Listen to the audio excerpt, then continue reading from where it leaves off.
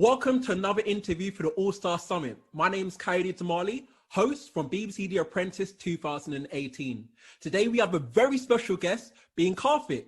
Now, Karthik was in a show in 2016, Series 12, where he won 3 tasks, unfortunately lost 4 tasks, was then unfortunately fired in week 7. Well, for week 7, which is the same as me, actually. But Karthik has still remained one of the most memorable and notable contestants in the history of BBC The Apprentice. So please put your hands together for Karthik. Yay, a virtual clap. A virtual clap. How are you doing, Karthik? How are you? I'm very well, Kayode, and congratulations on this new initiative. When you reached out to me and you said you're doing this thing called the All-Star Summit, I was curious and I wanted to know more. And that's why I said, okay, let's go give this a go and see what happens. Brilliant. And before we start, I know we started, but before we start, I've got a little surprise for you. Are you ready? I'm really, really excited. I'm doing this to everyone. I don't know. I think I'm doing this more for me, but hopefully the guests like it too. Are you ready for this little surprise? Yeah, go on. Okay. I feel like we need to get a drum roll while it's loading. You ready? Yeah. Ta-da! You like it? Yeah, the brilliant green screen back when I was 10 kilos overweight. Yes. Is it, if it's too off-putting for you just looking at yourself, I can pull it onto this one if you like, or... Oh, there you go. There's a corner. I'm giving you a choice. Which one do you want? Do you want you or do you want the whole of the guys from your year? I want just me. Just you? Okay. Just Karthik. Okay, here we go. Or we got this one as well? This one? Yeah, you're right in the middle of the monobrow, so that's cool. Okay, let's do this one. I like this one. It's very... Did you make this one or did you... No, this is, I think, from... this is the BBC's thing, I think. They've put this together. Make it. Brilliant. All right, and in fact, what you mentioned a monobrow, one thing I loved about you is the fact that you said in your video for when you started, you said, if I wanted to be like everyone else, I would have waxed my monobrow. So I'm very glad to see that it's still there going strong. Oh, yeah. I mean, all it requires is, a lot of sunshine and plenty of water, and it just grows very nicely and naturally. It's all it takes. Good. I wish I could grow one, but anyway. So let's start then. So in terms of BBC The Apprentice, what was your life like before the show? So before 2016, where were you at in life? How was life for you? Right. So I am a career IT project manager. That's my job. That's my career. So I left India. I was born and raised in India, and I left there, in 2005, came to the UK, 2020 now. So it's about 15 years I've spent in this country, beautiful country. I've become a British citizen, paid my taxes and all that good stuff. And then in 2016, I got the opportunity to appear on the BBC. Then, of course, the next year there was the Celebrity Big Brother and so on and so forth. I was an IT a project manager and rose up through the ranks. Started as a programmer, one of those guys who types out the code for the websites, and was never satisfied with being the doer and wanted to be the thinker. So I sort of rose up through the ranks, if you like, and ended up being sort of at a managerial position. And that's what I was doing. Then the BBC came along, The Apprentice, and then after that, Celebrity Big Brother. And then after 2 years of being in the sort of the media spotlight and the public eye, which I'm very grateful for that experience, I went back into the world of the IT, and that's that really. We're going to get to the, I know you did Celebrity Big Brother. I know you had that career in this really, we're going to get to that in a second, but for now, so you started off in IT, and so then you said you rose through the ranks quite quickly, would you say?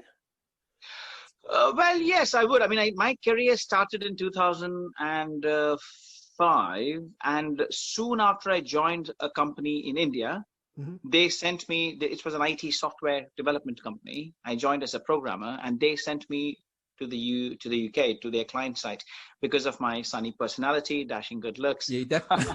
I was going to say, you definitely got the, I don't want to quote about your good looks, but you got the personality. So then what made you want to apply for the show then? It was my wife, actually. I was married at the time. I still am. At the time. And she was the one who said, this show, you'd be good on it. And I was on TV in India as well. When I was in my university, I used to host a live call phone-in show like you used to have in the UK back in the 90s, I think. The phone would ring and your face would be on camera. And then you'd say, oh, hello, hi, John. Who are you speaking from? And then you talk to John for a while. And then you say, what song would you like? I'd like, Backstreet's Back. And you'd say, okay, here comes your number. See you on the other side. And then the song would play. Cool. So I used to host this on a music TV channel in India. So it's your wife who motivated you to apply for the show here? Yeah, I mean, I was doing a bit of modeling back in the day and some ads and this and that.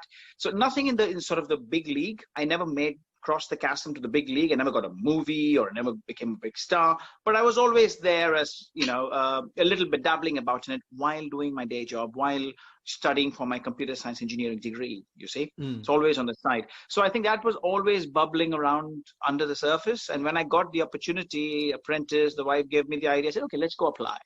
So I applied, and then the next thing you know, you're in there. And you've been through the process, so you know what I'm talking about. So talking about the application process, where were you living? Did you go to the one in Birmingham, was it? No, I went to the one in London. You and I have both signed the NDA, so you know what we can talk about. Of course. I know you can. Don't worry, we're clear with that. But what tips would you give to what you can say? What tips would you say to anyone who is applying then, from your experience? So the tip that most people normally give is be yourself. But I think that's not good enough, because if you say be yourself to somebody who is not confident, then he or she is going to be himself or herself, which is the not confident self.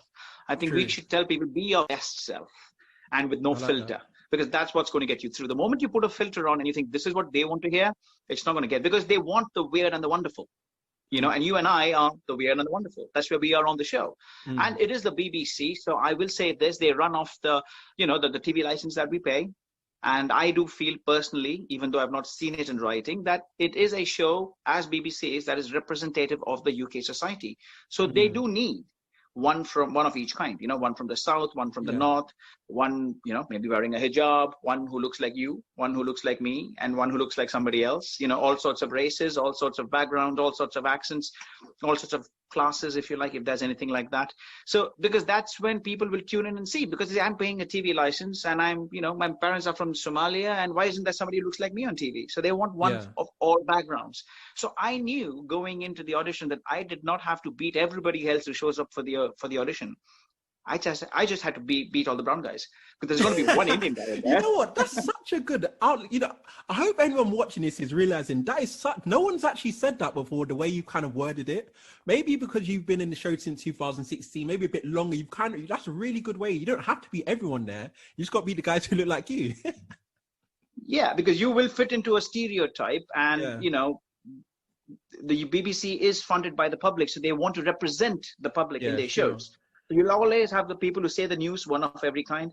Always have the people who say the weather, one of every kind. So you'll have the people in BBC shows, one of every kind. And you just have to beat your kind to get in there. So that just gave me a bit of a confidence to go in, So when you got that phone call, Karthik, you're on the show, what was that like for you? When you got you went through the processes of the audition, when you got that phone call that you're on, like, where were you? Do you remember where you were, or how was that?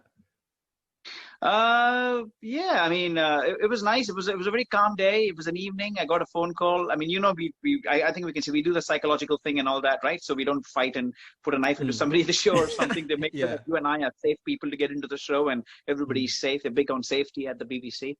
So once all that's done, then there's the day of the final phone call, and then one day the phone rings and they say, well, you're there and you're in, and you're like, yes, thank you. I'd be glad to accept. And click. And then it was a moment of surreal.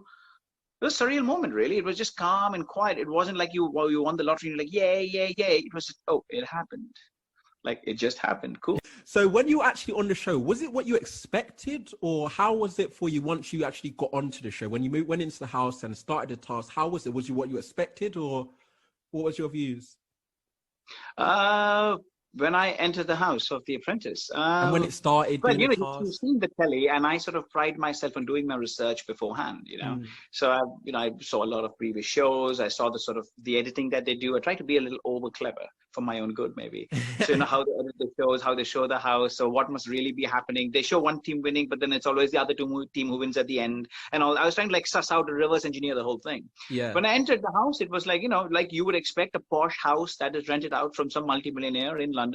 And we had some crazy monkeys, monkey mannequins and statues at the door. Next to the phone that rings. Right, okay.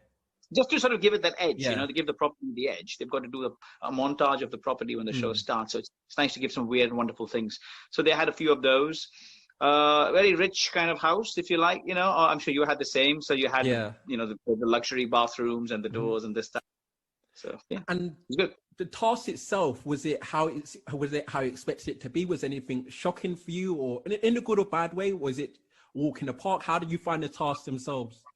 See, before I went into The Apprentice, I thought, you know what? I'm going to try and be PM every task, and I'm going to be honest, and I'm going to do it, and I'm going to get on with it. As soon as you get into it, even though everybody perhaps came into it with the same mindset, it's the group think. You get into this, sucked into this group think where it becomes a bit like a cat fight. And you don't want it to be a cat fight, but ends up becoming a bit of a cat fight where you're like, oh, should I do this? Should I do that? You're arguing with somebody and you're like, come on, let's just be grown up. You wouldn't do this if you were sitting in an office. But with the threat of the knife on your neck, the threat of the being fired thing on your neck, you suddenly feel that you find that you've got. Sorry, do you find that you actually had to be like that as well, like cat fighting, even though that might not be part of your nature? Do you find that you got sucked into it as well then? Or Yes, I guess. I mean, yes, absolutely. I would say yes, because the thing is, otherwise you're not heard. You just don't get heard because everybody wants to be heard. Everybody wants to get, be seen by the helpers. Those two people who take down whether they're doing it well or not and all that, Claude and Karen. Yeah. And helpers. Helpers. That sounds like sounding little helpers. I don't know how Claude would think about that, but we'll go with that. Helpers. The helpers. So they're there and they're sort of taking down the little notes and all that, and they play before the telly as well. And then of course you've got the candidates, and you're like, okay, I want to be. Let's talk normally, and nobody's talking normally, so you get sucked into, okay, maybe I also participate. And you say, okay, no, I want to say this, and then you get shot down by somebody. Like, I want to say this, and you get shot down. You start shooting down people as well, and that's how it sort of goes. So what's the key then to get your opinion across? And if everyone's going at it, how do you find, or looking back on hindsight, how do you think it'll be better than to get your point across in situations like that? What I would do, what I did, see, I was there for 7 weeks. So were you, right? Yes, same as you. Yeah, I guess what happens is as the number of people become less, it becomes a bit easier. It becomes easier to be heard, and it becomes easier to communicate, and you develop a relationship as well. You get to know each other a little bit more. In the first couple of tasks, even the first 3 tasks, you are like out at sea, basically. You don't know what's going on. You're doing your best. Everybody's doing their best. And they don't give you any information. Obviously, they want to film you as you are. So there's no information in your mind going in. And they also say, don't talk to anybody who's been on the show before you go in. Otherwise, it's not allowed. So you and we went in with a fresh mindset. I don't know if you spoke to anybody on the slide before you went on the show. On my life, I know people who have, not saying any names, but I know people who have, but personally, I didn't.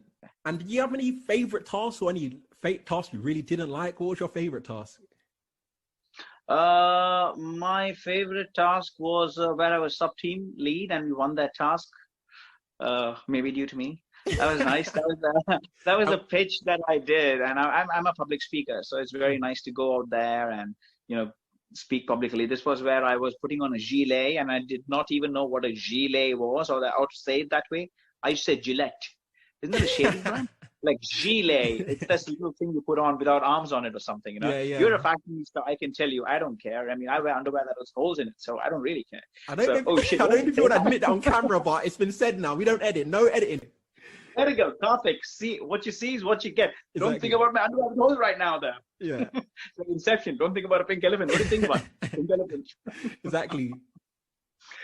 So yeah, I mean, that's what it was really, Kayode. A good experience. You went out there, and that was the one task that really stood out for me. Really. Where I went, it was a public speaking thing. I went, I did the pitch, I convinced the room, I won the room, and it was just wonderful, really. And what about any tasks what you really didn't like? If I couldn't even pay you to do that task again, there was any task out of the 7 you really didn't like?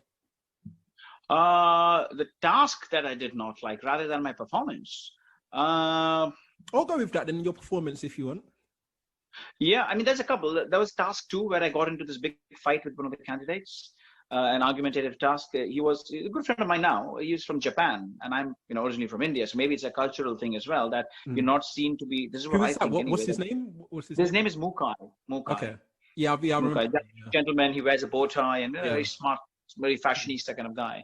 And I think maybe it's a thing in Japan or something where, once you make a decision, you should not take it back. You're seen to be weak if you take it back or something of that sort. So I saw a few flavors of that sort of coming. This is just me putting on my extra psychological thinking hat. Yeah. My own, nonsense. But what I think is So he made a couple of decisions there. One was to bring me into the boardroom as a result of the argument we had. And Lord Sugar said, but he just had a row with you. Why don't you bring in somebody else who's actually not contributed? And even though Lord Sugar gave him that hint, he didn't change his mind.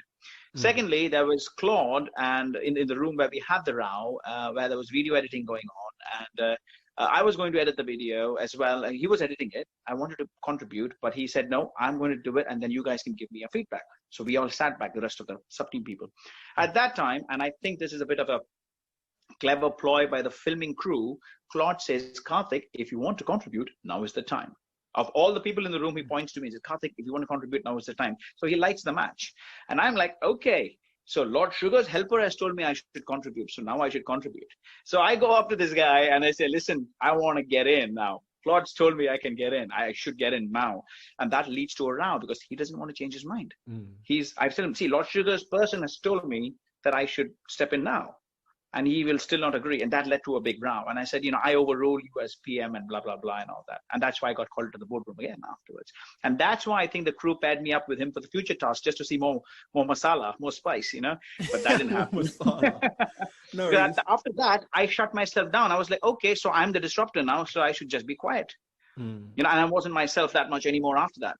Until the task came from task, and that was from task 2, did you say? From task 2 onwards, because all of a sudden you're like, anymore. You've been told off, and you're the disruptor, and it's not allowed, and you'll be fired maybe, and all that. So it puts a fear into you, and then then you just behave really quietly. Talking about task 7, and so you said that you going into the show, you're going to put yourself forward as PM every single task. So you eventually became PM in task 7. They didn't show this on camera, Kayode, but every single task, I was telling the folks, guys, a project manager doesn't need to be the subject matter expert. To be the head of a shoemaking company, you don't need to know how to make shoes. You just need to know how to run a good business. Good point. Right? You just need to know you get somebody who knows how to make shoes to make the shoes for you. You go decide where to sell, how to sell, how much to sell it for, where to expand, China, Brazil, etc., etc. So I went in with that mindset, and I said every task, a person who's good at being a PM should be the PM. And a person who's good at fashion can be the person who gets the critical job to do the fashion part of it. Or if it is selling, then the seller. That person doesn't have to be the PM. Why overload that person with the hiring and the firing and the management? The PM admin stuff. That's just overhead on a person. Let him be free and let him do what he's good at, which is selling or fashion or whatever else that the task is about. But this didn't sit well with Sugar, because he said he would choose the PM. And this will not be on camera, more or less. He'd say, think about who should be the PM. Because every time I would say, and I think this was fed back through the team as well, from the filming team to those guys, was Karthik say, this what I've just told you, that and a person who's good at being the PM should be the PM. A person who's good at being whatever the task is about should be doing that bit. Why make that person the PM? You're overloading the poor person, right? And that's not their skill. This didn't sit well. So it was more about, okay, if it's a fashion task, the fashion guy should be the PM. If it's a selling task, the selling guy should be the PM, etc., etc., etc. So the task where you were PM, do you thought that it was suitable for you, or? No, I wanted to be PM way before, but like I said, every time the rug would be taken out of my feet, like, okay, no, somebody else should be the PM. So I was like, and then that task where I was the PM, I didn't have a choice. I was told you are the PM. Yeah. And that was to sell boats, and that was to sell boats or something, And we can talk about that task if you like for about a few seconds about the task where I lost and I got fired. So in that task, my overthinking psychological brain went, I'm going to show Alan Sugar that I am a very good leader. So you had it's one of those tasks where you have big ticket items and small ticket items, and you got to sell. So I was like, okay, so I'm going to go with the small ticket team. And you know why? Because all the PMs will go with the big ticket team, but I'm going to put the 2 best people in the team that I think are the best to do the selling of the big ticket item. And I'm going to go sit with the troops, the ones who need help and a helping hand and all that kind of stuff, who I felt needed a bit of a helping hand emotionally and, some mentoring. And I would sit with them in the lower price team. So I would not go for selling and being the star. I'll go for being the leader. That completely fell on its face, that whole showing. Because it isn't good for the TV, is it? You want to see the PM doing the risky thing and winning. That's good for TV. This is good for real life, what I just said. So that's one. And the other thing is, It was a rainy day. It was a rainy weekend, or a rainy sort of, I think it was a weekend. And it was a boat show, and you had to sell boats. And there were jet skis, and there were like, there was a power boat. That was the high ticket item. Turned out, because it was raining and the waters were choppy, nobody wanted to get on jet skis. But the boat had a little sort of roof and some drinks and all that, and that's what sold. So we won the jet skis. You have to bid for the item, and then if both the teams bid for the same item, they pick one. So both the teams bid for the jet ski, and we won the jet ski, which is a plus. But the jet ski was the wrong item to go for, because it was out in the open, bobbing in the water on a rainy weekend, whereas the boat was covered, and that's why you guys see the weather was bad? Didn't you know the weather was bad? Well, my sub team didn't, and maybe that's why I should have gone with them for that oversight. Yeah. Maybe it would have struck me. I said, okay, hold on. The jet ski is the more cooler, the more fancy one. We like it, but who will buy it? Look at that. Look at the weather. And maybe these extra things would have made a difference in my mind. Rather, I went with the whole people aspect and supporting those people out there in the sub team. And that didn't work out. But anyway, it is what it is, Yeah. Maybe absolutely. I still would have survived. I still may have survived. But I think I talked myself out of that boardroom. I panicked. I started saying this and that because I was like, oh my God, I am the project manager. And we've lost by 40,000 pounds, which is the price of two boats. Two boats is 40,000 pounds, 20 and 20. So we lost by 40,000 pounds. Oh my God, so many zeros in that. And I was like, no, I can do this. I can do this, Lord Sugar. I can do this. And poof, I was out. But if I had just remained calm and I said, it is what it is. I want to stay in the process. Made a bad call. I wanted to do it for this reason. You decide whether you want to see me go or stay. Who knows? Maybe I would have stayed.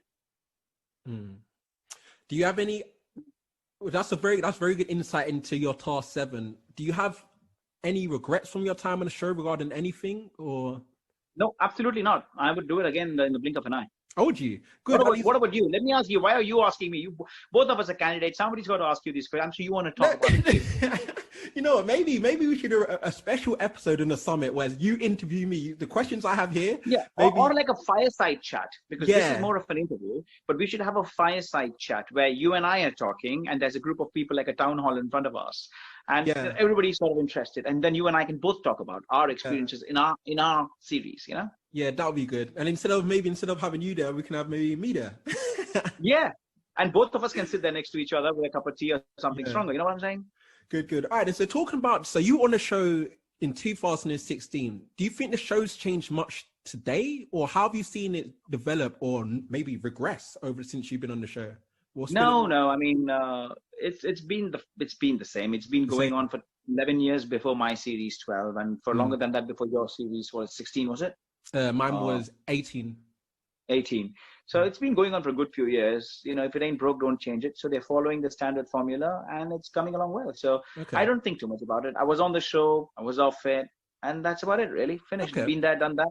I would love to host You're Fired. I want to be a presenter again and all that, and might go into some acting classes. So I'll either go into drama and acting and come that way, a TV cast or a cinema, or I may go back into presenting. I have an agent. So let's see how it goes. All right, should we talk about that? Let's talk about the future then. Let's talk about where you want to go in the future. So you do want to go, you did. So how did you get the Big Brother after The Apprentice? Well, again, because I was standout, right? You need that, you need the one, I'll say the words, you need the one black guy, you need the one brown guy, you need the one Chinese guy. It's the difference. Because otherwise, everything is just standard, vanilla. Vanilla, no pun intended. Vanilla is right, but And how did they approach you, or did you approach them? How did it go? I was actually called to be on the Celebrity Big Brother Bits on the Side, which is like the You're Fired part of Big Brother. Yeah. Because I was off The Apprentice and I was this funny guy, I was called to be on the Bits on the Side as a panelist. And then when I was in the makeup room, somebody came to me, and the producer, and they spoke to me, and they just wanted to speak to me, and I was funny, I was myself, and they liked me. And then that led to the deal being closed for me being on the next edition of Celebrity Big Brother. Oh, really? So you actually just went for the bit on the side, and in the makeup room, you impressed them, and then you actually went into the house. Yeah, I mean, obviously they may have called me to the Bits on the Side because they had in the back of their mind, let's also speak to him for the future for a show where he can be, somebody in the house. So they wanted to maybe just see what kind of person I am. So they said, come to the Bits on the Side. And I think one of the people had seen me on The Apprentice. They obviously liked me, and I was, the funny, loud guy. I looked different. I behaved differently. And so they said, okay, this person will be good. And that's how it went, really. So there you go. But then I did not want to become a reality TV show freak. You do Apprentice, then you do Celebrity Big Brother, then you go into the jungle, then you do something on the ice, and then you do some dancing. Something on the ice. I don't want to be the entertaining monkey. I wanted to do something substantial. So reality TV show is nice, but I don't want to be a serial reality TV show star. So I've made myself a show reel. I'm in talks with some local videographers, people who are interested in the technical part of making a video or a documentary. And similar to what you're doing now, I might actually go and make documentaries where I'm presenting, where people can see me interviewing the local shopkeeper about COVID, or, talk to the local council or the local council members or the local MP and do some sort of, like what a journalist would do, or actually do a documentary where I'm presenting. I love travel. If I'm presenting in travel, that's awesome. Or if I'm presenting a serious thing, that's great. And make a video out of that and put it on so that would be my show reel. And approach makers of TV shows that do shows like what I like to do. For example, Food Unwrapped. Go to China and find out what's in Red Bull. Or, go to Brazil and find out a Brazilian coffee has that thing that makes from the worm, and so on and that kind of thing. Yeah. So you still want to do TV, but not necessarily in established reality shows anymore, if I got that right. No, I'm not going to say no to reality TV shows. Okay. And I've got the proverbial pass from the missus to be really wild as well. I mean, yeah, sorry. Why do you think Big Brother, the Celebrity Brother ended? I mean, I know obviously it's not happening. Why do you think that is from you being on the show? I think it's COVID, right? You put a bunch of people in the house, they're going to share diseases. No. It got scrapped 2000. It got scrapped before, when I came out of The Apprentice in 2018. Like, it weren't on. It wasn't on from back then. Oh, really? I didn't know that. Okay, so maybe the ratings dropped. Okay, fair enough. So to be honest, once I came on these shows, I stopped following them afterwards because done that kind of thing. So okay, fair enough.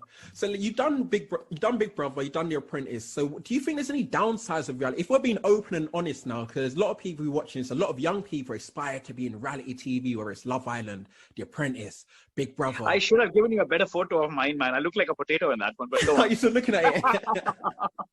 No, but Carpet, the funny thing is, you still look like a potato now.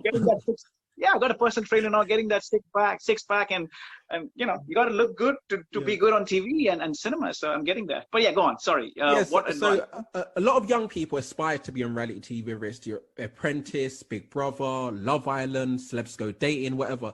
Is there anything people need to be aware of? Any downsides, or is it's not all rose gold as people think? What advice would you give them? See, I'm a minimalist guy. For me, every little is something very big.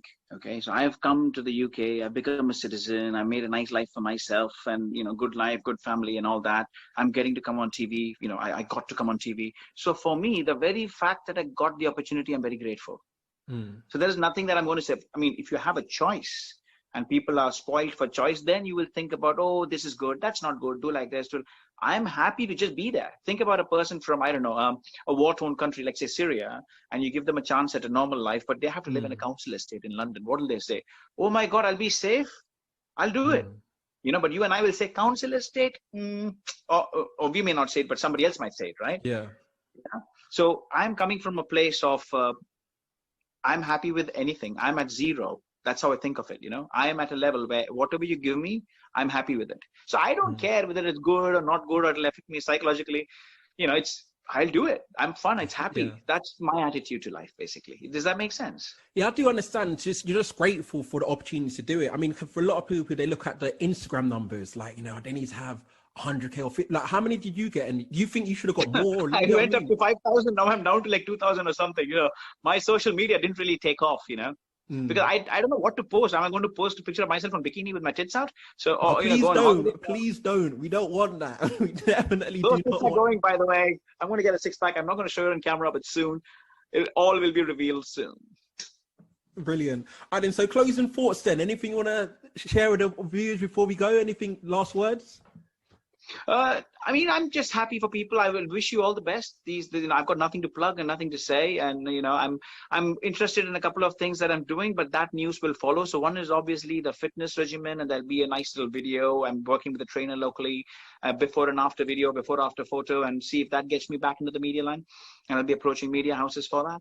And the other one is because of COVID, my IT business is obviously down, like most of the businesses in the country. So I focused on another avenue, which I think will give financial financial freedom to a lot of people.